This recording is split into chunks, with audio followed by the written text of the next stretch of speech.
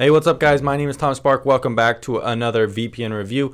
Today we're checking out ExpressVPN. Now with these VPN reviews, we consider 6 different kind of categories to rate the VPN. Pricing, the application, the speeds of the VPN, the reputation, the support, and the extra services. So today we're checking out ExpressVPN under that rating system. First up for pricing, ExpressVPN gets disgusting. It's exceedingly expensive. It's probably the most expensive used VPN out there in that people are using it even though it is still so expensive. We could discuss that later on for another day, how this happened. But anyways, ExpressVPN is $12.95 a month, which is by far more expensive than pretty much any other VPN out there. Their yearly plan is $100, and their 6-month plan is $60, which is equivalent to some yearly plans for other VPNs. So ExpressVPN gets a disgusting rating for pricing because it's almost twice as expensive as other VPN options. Now, in terms of the application, ExpressVPN gets a better rating. It is by no means the best VPN application out there, but since reviewing it many years ago, I found that ExpressVPN's application, while at the time it was missing some features, has since then improved, and it has always been one of the most polished VPN applications to date, being very easy to install, very easy to use. It has a good mobile app as well. Overall, it has a very good application. Is it the best? No, but it's pretty close, which makes it a better application to use. Next up on the list is speeds.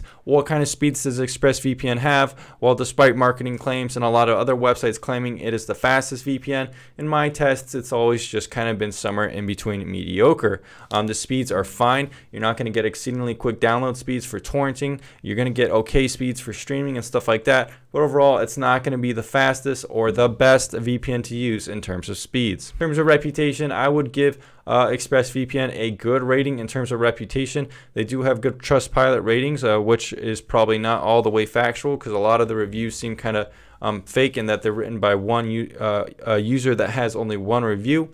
You can see many of these on Trustpilot. However, from across the years, in terms of me checking out VPN reviews, there hasn't really been that many controversies about ExpressVPN.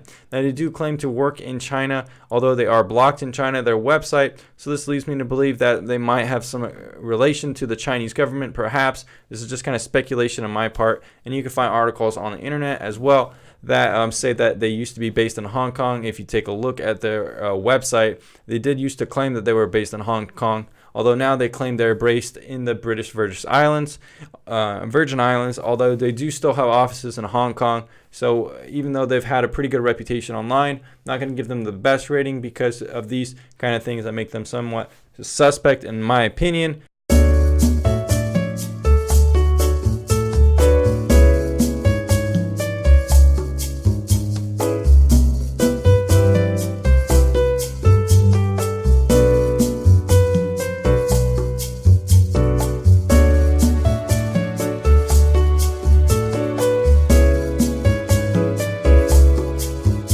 That's going to drop the rating down to a good reputation because they haven't really come after me for critiquing them unlike some other VPN companies on my list. So there you go. In terms of support, ExpressVPN has a good support team. It's not the best. It's not always there when I want to talk to them, but over the years they've been pretty consistent in having available live chat during certain hours of the day. It seems to be based more around Europe and those time zones. So if you're in those time zones, you're probably going to get very good live chat support. Besides that, they answer tickets fairly quickly, and overall the support is fairly good. Last thing we are going to mention for ExpressVPN is the extra services model. Do they work with Netflix? Yes, they do. Although you will have to talk to live chat when the servers are blocked, because they usually do get blocked fairly often since you're not really using dedicated or streaming IPs, unlike something that you could use with TorGuard. One thing that makes ExpressVPN docked a little bit is that they only do have 3 simultaneous connections, which is a far cry from some others which offer 5 or 6 or 7 or even upwards of 10. We do see private internet access improving and increasing their simultaneous connections, as other VPNs as well are doing the same thing. But ExpressVPN has always kind of been locked on that 3 simultaneous connections, which is not very good at all. Another thing I do want to mention with ExpressVPN, lately I've had a lot of problem with payments, and I'm not exactly certain why. One problem is that if I try to check out with Bitcoin, it'll say the service is down. Sometimes when I insert my debit card, it will also say my payment has been denied. And not only that, if you log into your account to refresh or renew your subscription, it won't even have Bitcoin as an option.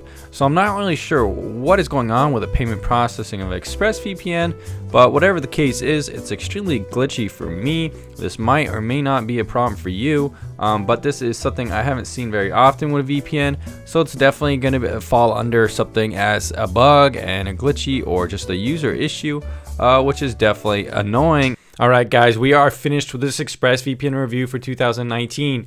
So the pricing for ExpressVPN really dragged it down into crap tier. I had tons of payment issues that I haven't had with any VPNs. It's not only that, but it's exceedingly expensive, really overpriced, $12.95. VPN should only be $10 in my opinion, of course. However, if you have a lot of money to throw around, or if you want to fall victim to the marketing claims of, oh, well, you're paying a lot of money, so you're getting a good product, even though that's not necessarily true, then by all means, go for it. ExpressVPN's application is quite good. It does have a lot of polish, and it's pretty usable.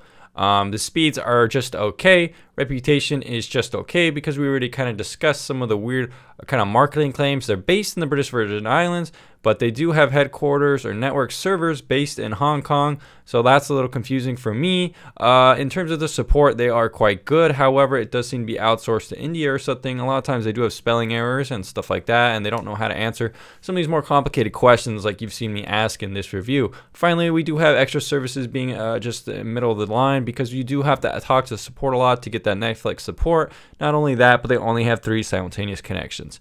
Anyways, guys, you've seen the most honest review on YouTube yet for ExpressVPN in 2019, so stick around on the channel if you want to see more honest reviews just like this one. And as always, I'm Tom Spark. Catch you on the next VPN review.